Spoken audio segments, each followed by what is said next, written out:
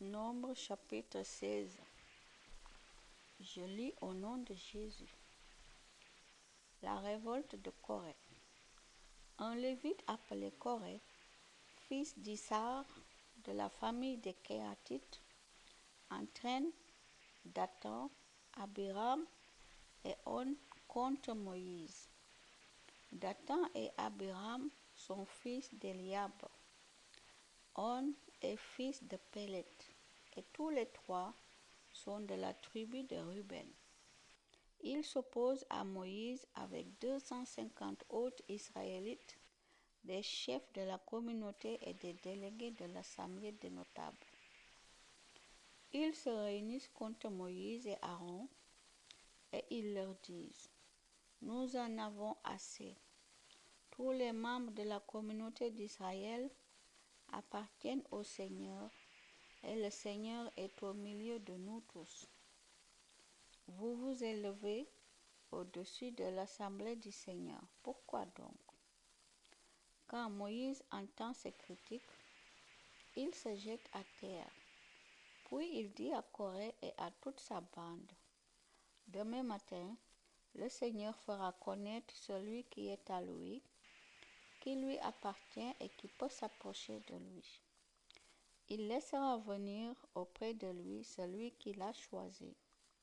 Voici ce que vous allez faire, vous, Corée et ta bande.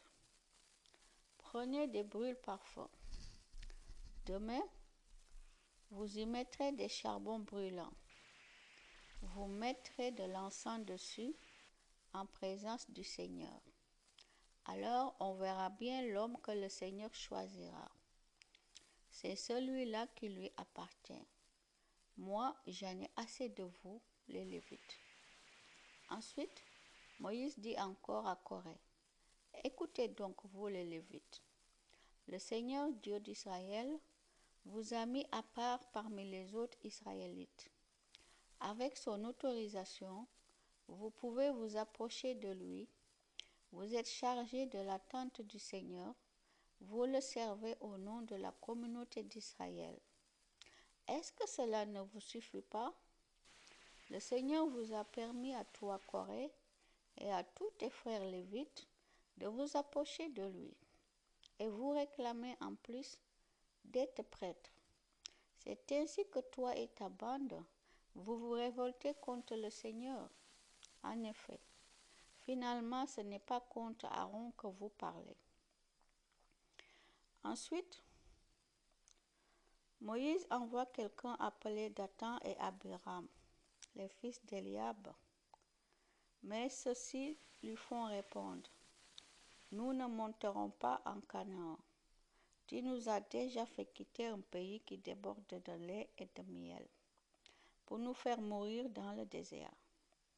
Est-ce que cela ne te suffit pas? Tu veux encore nous commander? Vraiment, ce n'est pas vers un pays qui déborde de lait et de miel que tu nous as fait venir. Tu ne nous as pas donné en partage des champs et des vignes. Est-ce que tu nous prends pour des aveugles? Nous refusons de monter en Canaan. Alors Moïse est très en colère. Il dit au Seigneur: N'accepte pas leur offrande. Je ne leur ai jamais rien pris, même pas un âne. Je n'ai jamais rien fait contre aucun d'eux. La terre avale Corée et sa bande. Moïse dit à Corée: Toi et ta bande, venez demain vous présenter devant le Seigneur. Aaron viendra aussi. Prenez chacun votre brûle-parfum, vous y mettrez de l'encens, et chacun de vous le présentera devant le Seigneur. Cela fera 250 brûle-parfums. Aaron et toi, vous ferez la même chose.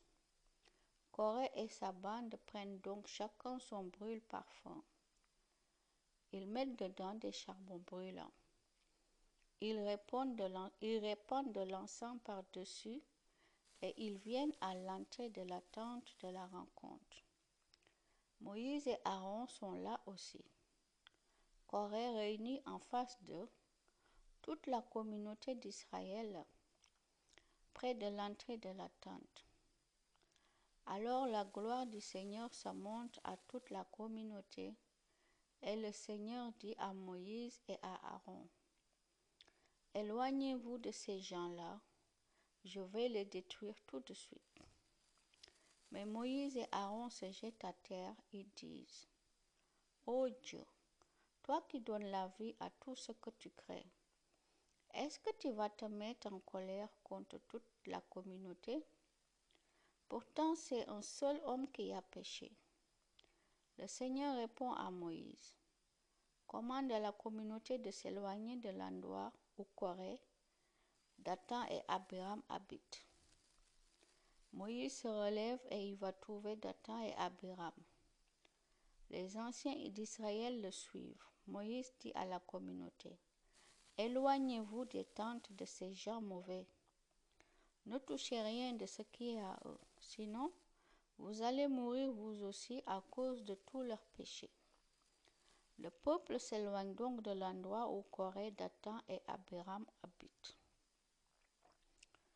Dathan et Abiram sont sortis de leur tente et ils se tiennent à l'entrée avec leurs femmes, leurs enfants et leurs petits-enfants. Moïse dit, « C'est bien le Seigneur qui m'a envoyé pour faire tout cela. Je ne fais rien de moi-même.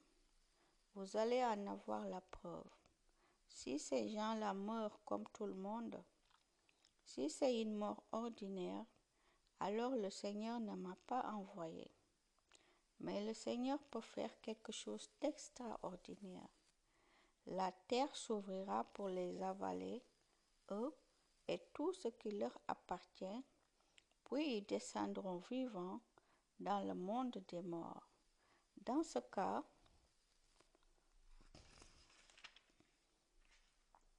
vous aurez la preuve que ces gens-là se sont moqués du Seigneur. » Moïse finit à peine de parler que le sol se fend sous les pieds de Dathan et d'Abiram. La terre s'ouvre et elle les avale avec leur famille. Elle avale aussi toute la bande de Corée et toutes leurs richesses. Ils descendent vivants dans le monde des morts avec tout ce qui est à eux, et la terre les recouvre. Ils disparaissent ainsi du milieu de la communauté d'Israël. En les entendant crier, tous les Israéliens qui se trouvent près d'eux s'enfuient.